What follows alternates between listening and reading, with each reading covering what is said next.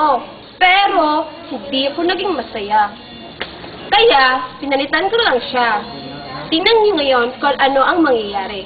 Katulad ng mga kidney natin, pag uminom tayo ng clear liquid, ito ang mangyayari.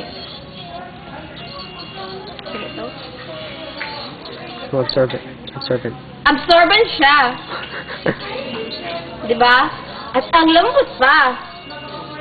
At dito nang sa iba, pag uminom tayo ng virgin, ng Coke, at iba pang alcoholic beverages, ito ang mangyayari. Yan! Ang daming calculi, di ba? Tingnan nyo.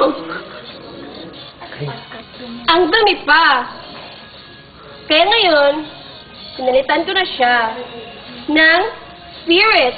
At masaya na ako.